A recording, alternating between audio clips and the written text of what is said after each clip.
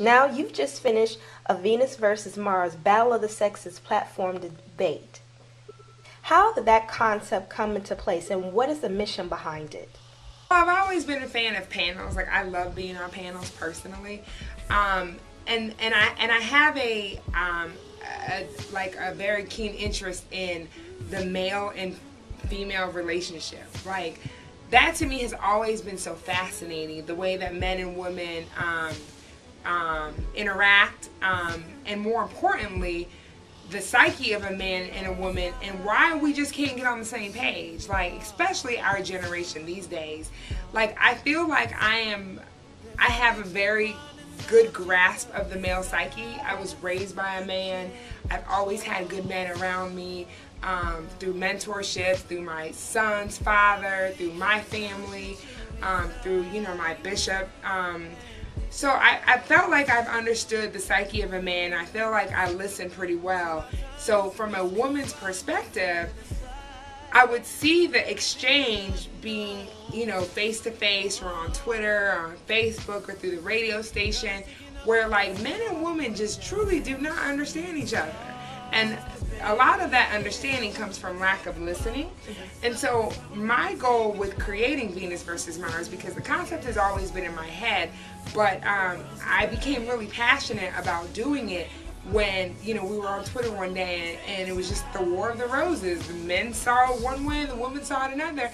And I felt like I need to be the person, I have the influence and the connections to be able to bridge this gap, to bring them together in a comfortable forum and encourage the dialogue, because I feel like whether you like it or you don't, it still needs to be communicated. And if you can understand the reason why men act the way they act, whether you approve or not, then I feel like as a woman in the relationship, you can better handle yourself in the relationship by just simply understanding a man better, and vice versa. If men understood really what women want, I think they would give it to us. Like, a lot of times I really don't feel like they understand. They do not understand what women want, because we don't necessarily communicate it so effectively.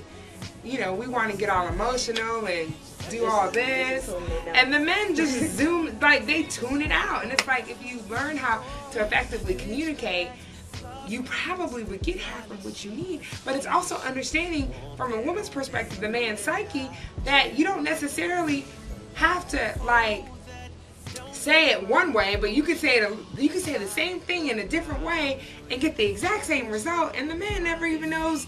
You know what I mean? You just have to package it differently. And so I believe that, Venus versus Mars is a great way to just encourage the dialogue and learn from the opposite sex. What are some of your views on relationships? Do you think it's better to grow and build together, or both parties come to the relationship already together? Well, I think no one is already packaged. So I think to even think that you can come together already packaged, to me, is a false sense of reality.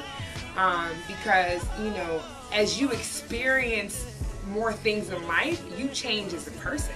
And that's what maturity is all about. It's life experiences over time make you say, oh, I'm not going to do that way again. Or, what, I realized that was a dead end. Let me go the other way. So, when you stop learning, you stop living, you stop maturing, and then you stop changing as a person. And if you don't change as a person, then I just believe your growth is stagnant and, non-existent. So I definitely believe it's better to grow together, because, relationships in general, is a compromise. So when you meet someone that you really care about and you decide that you want to enter in a relationship with, then to me it's compromise. You have to change a little bit of who you are, to be able to coexist with someone else who, you may have a lot in common, but everyone's so different, because you have different backgrounds and different family genetics and different things that, just hereditary things. You come from different demographics. Like, you might be a different age. You might be born under a different moon and the stars. You might worship a different God. Not necessarily what I believe, but my point is that you can have all the things under the sun in common, but you're still going to be two different people. So that you have to learn how to compromise a little bit of who you are to coexist with someone else that you say you love. What are your views on marriage, especially in light of Monique's recent quote of having an open marriage? Now we're talking. Love this type of stuff. I absolutely, I believe in the sacredness of marriage, and I believe in the sacredness of true love. I believe that true love truly exists. I believe that that God created a soulmate for everyone. It's just a matter of, and I believe you meet your soulmate in life. I don't believe God would create it and not allow you to meet him or her.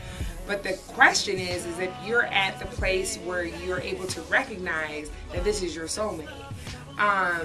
So, you know, I don't believe in open marriages. I don't believe in open relationships. I don't believe in, you know, cheating. I believe that marriage is a sacred relationship. When you commit yourself to someone else in front of your family and God, then I think that you have a responsibility to uphold those values and those vows. And I understand that, you know, there are times when you realize that maybe this isn't what you need to do, but then you have to handle that in a responsible way. Like, I don't believe that, you know, you should just act irresponsible or reckless. And I understand that it's not always easier said than done. You know, and I've been in relationships where, you know, I've been like, uh-oh, this isn't where I need to be. Obviously, I have a son, a 9-year-old son, and I'm not with his father anymore. So it's very hard. No one said that it was going to be easy. But that is the responsibility that you need to take when, you know, you're involving someone else's feelings and someone else's life. And when you made a commitment to God, then it's important that you uphold that commitment or handle it the responsible way. Because to every action, there is a reaction. You know, so to each his own. I will never be the judge. Whatever works for someone else's relationship or situation, do whatever makes you happy, so long as you're not hurting anyone else. But for me personally, I don't believe in that. And I definitely look forward to the day of exchanging those vows with someone that I'm madly in love with and upholding those vows until the rest of my life. For the rest of my life.